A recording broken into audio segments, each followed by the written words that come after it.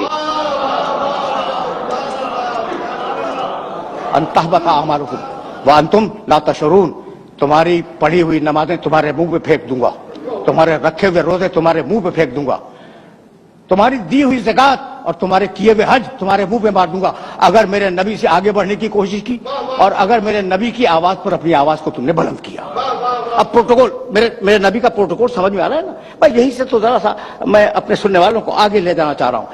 مشہور و معروف آیت سورہ احزاب کی, ان اللہ و ملائکتہ یصلون علی النبی, بہت مشہور آیت ہے, آیت درود. ان اللہ 33واں سورہ, سورہ احزاب. و ملائکتہ یصلون علی النبی, اللہ اور اس کے فرشتے نبی پر درود بھیجتے ہیں. یا ایھا الذین آمنوا, اے ایمان لانے والو, صلو علیہ وسلموا تسلیما.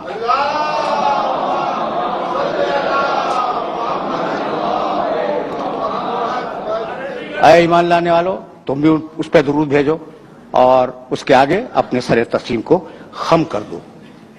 قرآن کا کوئی لفظ بے مصرف نہیں ہے. قرآن کے پاس وقت 23.5 سال کا, کام قیامت تک کا. تو جو لفظوں کو جن لفظوں کو وہ منتخب کر لے اور جو لفظ اٹھا لے لغت سے, وہ ظاہر ہے کہ بڑے معنی دار ہوتے ہیں. یا بھائی ان اللہ و ملائکتہ یصلون علی النبی, نبی, رسول, محمد, عبد. اللہ درود بھیجتا ہے محمد پر, آیت میں نبی ہے, محمد نہیں ہے.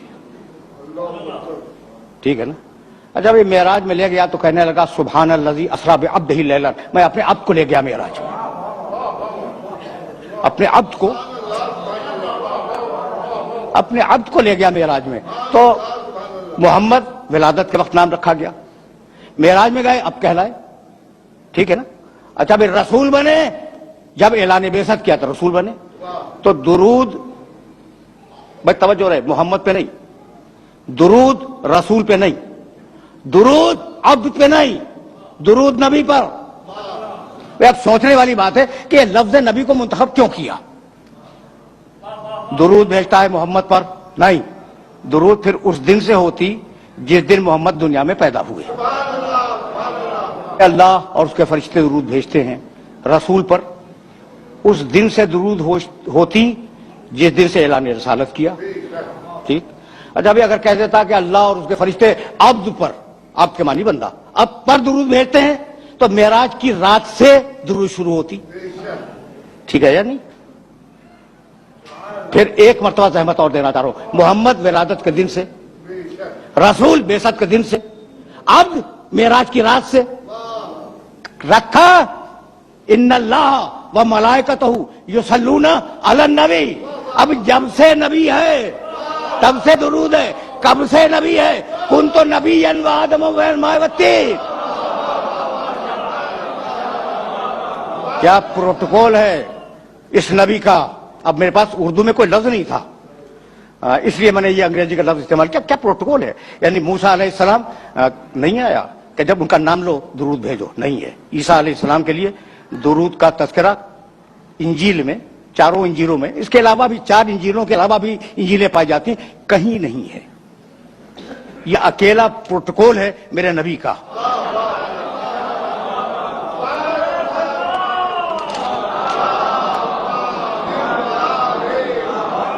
وذکر 19واں سورہ فی الکتاب مریم اذ انتبذت من اہلہا مکانا شرقیہ. حبیب اپنی کتاب میں مریم کا تذکرہ کرو. اب میں آیات نہیں پڑھوں گا. مریم اپنے رشتہ داروں سے ہٹ کر مشرقی علاقے میں چلی گئی, اور جب وہ مشرقی علاقے میں گئی تو اس نے پردہ کھینچ لیا اپنے اور رشتہ داروں کے درمیان. جب پردہ کھنچ گیا, ارسلنا الیہا روحنا, ٹکڑے پڑھ رہا ہوں آیات کے, فتمثل لہا بشرا سویا, ہم نے اپنے فرشتے کو بھیجا اور وہ فرشتہ انسانی پیکر میں مریم کے سامنے آیا. مریم گھبرا گئی, گھبرا کے کہنے لگی کہ میں اللہ کی پناہ چاہتی ہوں. یہ تو کہاں سے آ گیا؟ کہا مریم مت گھبراؤ, انما انا رسول ربک لأہب لک غلاما زکیہ.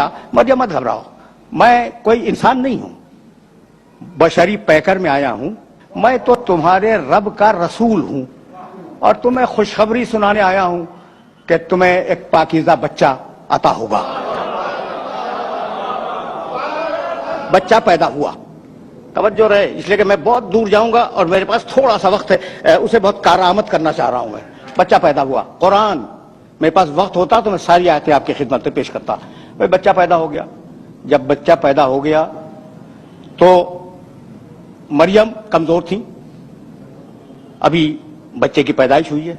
हुज्जी अलैक बेजीज़ी नखलत तो साकित अलैक रोतामन जनिया, मरियम तुम कमजोर हो ना, ये जो खजूर का दरख्त है जिसके नीचे तुम बैठी हुई हो, हिलाओ। जब हिलाओगी तो तुम्हारे ऊपर ताजा खजूरें गिरेंगी। रोतबन जनिया, ताजा खजूरें। भाई तवज्जो रखना, ताजा खजूरें गिरेंगी। किस दिन गिरेंगी? 25 दिसंबर को ताजा खजूरें, जो खुरमों के पकने के दिन ही नहीं है। ताजा ताजा खजूरें गिरेंगी, उन्हें खाओ और अपनी ताकत को बहाल करो। फिर आगे मरियम बच्चे को गोद में लेकर चली।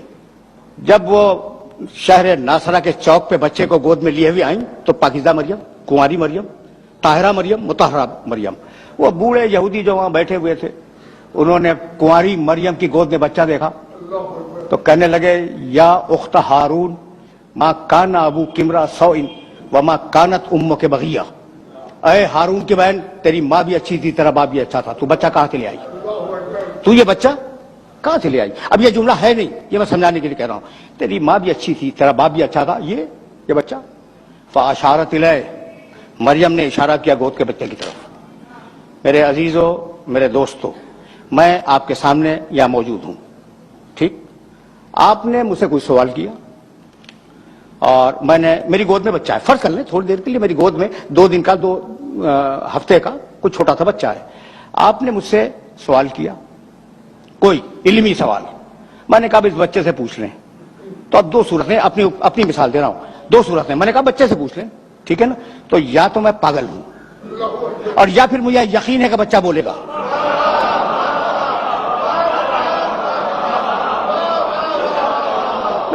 सीधी बात करो, सीधी बात करो।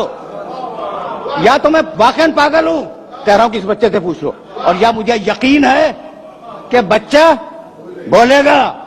तो मरियम को यकीन है कि बच्चा बोलेगा। फ़अशारत इलैह, कहा इससे पूछो। कालू कैफ़ नुकल्लिमु मन काना फिल महद सबिया। कहने लगे बूढ़े यहूदी कि ये क्या बोलेगा, गहवारे का बच्चा, गोद का बच्चा, इसे हम कैसे बात करें?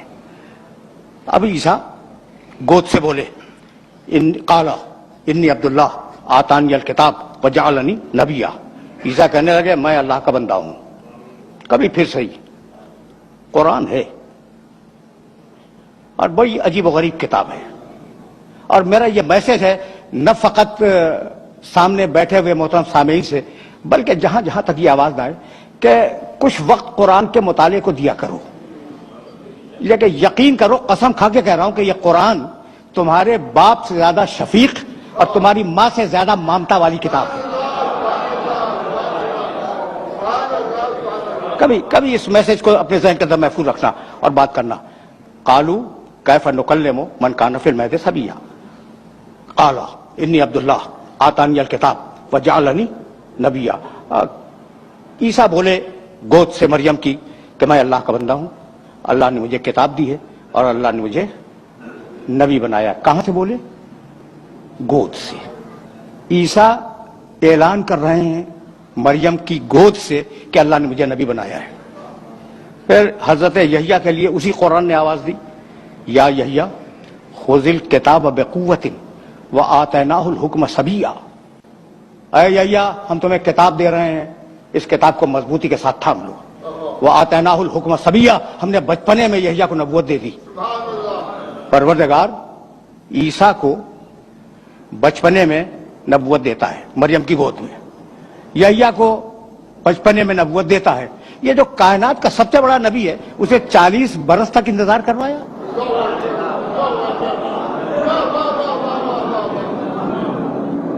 सवाल है या नहीं है? بھائی پیدائش کے وقت اناؤنسمنٹ ہو جاتا ہے یہ بچہ نبی ہے، ٹھیک ہے نا؟ تو وہ جو میرے نبی کے مقابلے میں ذرا کم نبی ہیں، کم رتبے کے نبی ہیں، انہیں کسی کو بچپنے میں دے دی، کسی کو ماں کی گود میں نبوت دے دی، اسے 40 برس انتظار۔ تو بھائی بات جانتے ہو کیا ہے؟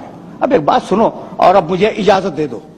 دنیا میں جتنی بھی درسگاہیں پائی جاتی ہیں تجرباتی علوم کی، یعنی سائنسز کی، جتنی درسگاہیں دنیا میں پائی جاتی ہیں نا، ان درسگاہوں میں جب استاد پڑھاتا ہے تو پہلے تھیوری سمجھاتا ہے، پریکٹیکل بعد میں کرواتا ہے۔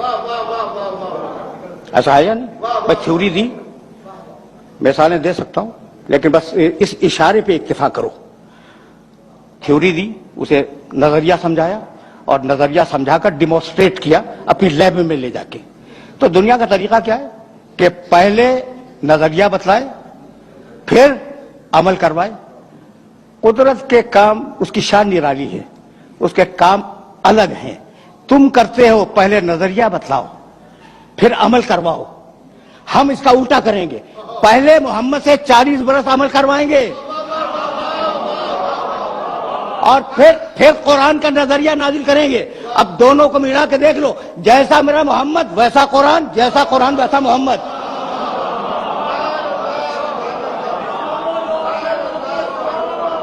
یعنی میں کہنا یہ چاہ رہا ہوں کہ یہ دو الگ الگ چیزیں نہیں ہیں، لفظ ہیں سمجھانے کے لیے، دو الگ الگ، قرآن اور محمد یہ دو الگ الگ لفظ ہیں، مفہوم ایک ہی ہے۔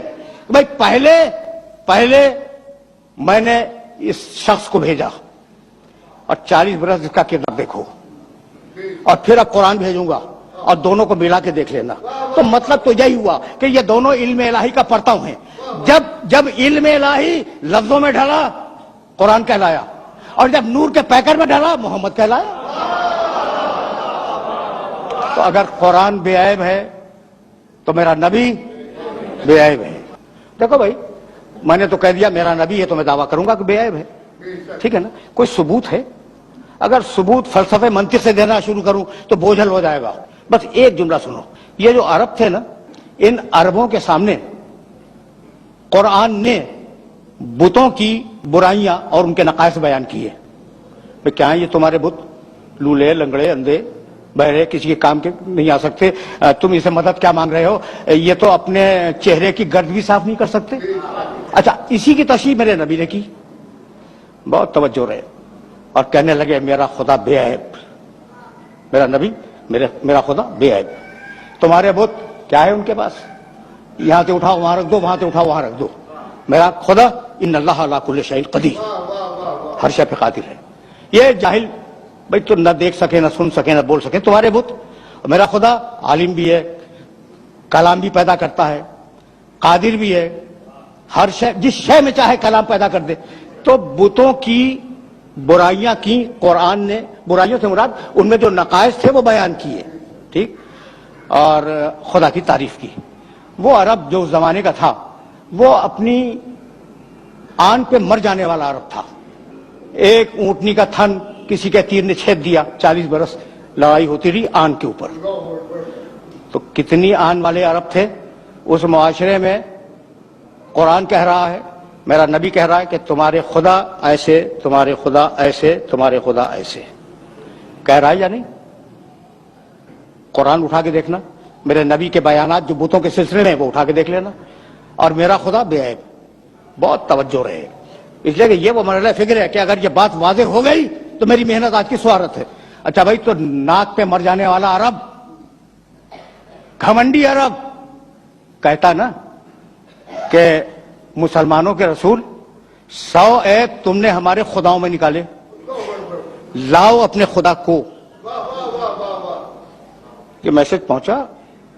نہیں بھائی نہیں، بس یہی تو روکنا چاہ رہا ہوں میں، اور یہیں یہ گفتگو اپنے آخری مرحلوں سے ہمکنار ہو جائے گی۔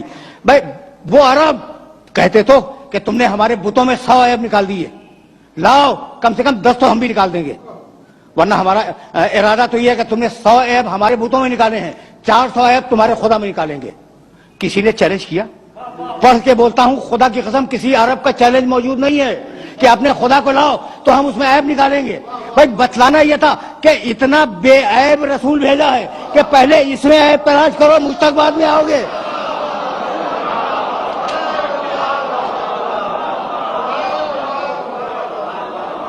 حقیقت یہ ہے کہ کوئی نبی کائنات کا مجھے معاف کر دینا، میں تو قرآن کے فریم ورک میں باتیں کر رہا تھا، میرے نبی کے مقابلے پہ کھڑا نہیں ہو سکتا. مشکل ہے، مشکل نہیں، ناممکن ہے. سورہ مائدہ 5واں سورہ قرآن کا، بس یہ سن لو اور مجھے اجازت دے دو. 5واں سورہ اور اس سورے کی 110ویں آیت جا کے ضرور دیکھنا. وَإِسْتَخْلُقُ مِنَ الطِّينِ كَهَيْئَةِ الطَّيْرِ بِإِذْنِي فَتَنفُخُ فِيهَا فَتَكُونُ طَيْرًا بِإِذْنِي وَإِذْ تُبْرِئُ الْأَكْمَحَ وَالْأَبْرَصَ بِإِذْنِي وَتُخْرِجُ الْمَوْتَى بِإِذْنِي. اس پڑھے لکھے مجمع میں اذن کا ترجمہ کرنے کی ضرورت نہیں ہے. اذن کے معنی اجازت. ٹھیک، ترجمہ کروں. وَإِسْتَخْلُقُ مِنَ الطِّينِ كَهَيْئَةِ الطَّيْرِ بِإِذْنِي. عیسیٰ اس وقت کو یاد کرو جب تم گیلی مٹی اٹھا کر پرندے کی شکل بناتے تھے بے اذنی، میرے اذن اور میری اجازت سے. فَتَنفُخُ فِيهَا فَتَكُونُ طَيْرًا بِإِذْنِي. تم نے اجازت تو لے لی، پھر تم نے پھونک ماری، پرندہ اڑ گیا میرے اذن اور میری اجازت سے. بڑا نبی ہے، صاحب شریعت، حضرت عیسیٰ علیہ السلام صاحب شریعت، اولو العزم، اور آج تک زندہ ہے، چوتھے آسمان پہ. بھائی کیا ہے؟ اذن دے مالک، مٹی اٹھائی، اذن دے پرندہ بناؤ، اذن مل گیا. پرندہ بنا لیا، اذن دے پھونکوں، اذن مل گیا، اور اذن الہی سے پرندہ اڑ گیا. وَإِذْ تُبْرِئُ الْأَكْمَحَ وَالْأَبْرَصَ بِإِذْنِي. عیسیٰ تم نے کوڑھی انسان کو اچھا کیا میرے اذن اور میری اجازت سے. وَالْأَبْرَصَ جسے سفید داغ ہو جائے تم نے اسے اچھا کیا. ٹھیک ہے، سورہ مائدہ 5واں سورہ 110ویں آیت، تم نے اچھا کیا میرے اذن اور میری اجازت سے. آخری ٹکڑا، عیسیٰ تم نے مردوں کو بھی زندہ کیا، کوئی شک نہیں ہے، بے اذنی، میرے اذن سے. اتنا بڑا نبی اپنی مرضی سے کام نہیں کر سکتا، قدم قدم پہ اذن مانگنے کا محتاج ہے. آخری جملہ، قدم قدم پر اذن مانگنے کا محتاج ہے. اذن مانگا، مٹی اٹھائی، اذن مانگا، پرندہ بنایا، اذن مانگا، پھونک ماری، اذن الہی سے پرندہ اڑ گیا. کوڑھی کو اچھا کرنا ہوا، اذن مانگا. مبروس کو اچھا کرنا ہوا، اذن مانگا. مردے کو زندہ کرنا ہوا، اذن مانگا. یہ ہے سارے نبی، 1,23,999 نبی. اور اب میرا نبی، سورہ احزاب 35واں سورہ. یا ایھا النبی انا ارسلناک شاہدا ومبشرا ونذیرا وداعیا الی اللہ باذنہ. حبیب ہم نے تجھے اپنا پورا اذن دے دیا، اب تجھے بار بار اذن مانگنے کی ضرورت نہیں ہے.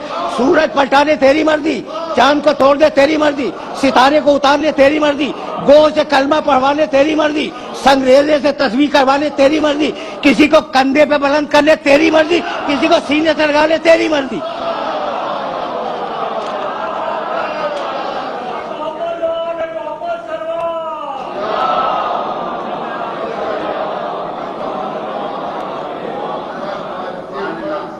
وآخر دعوانا ان الحمد للہ رب العالمین.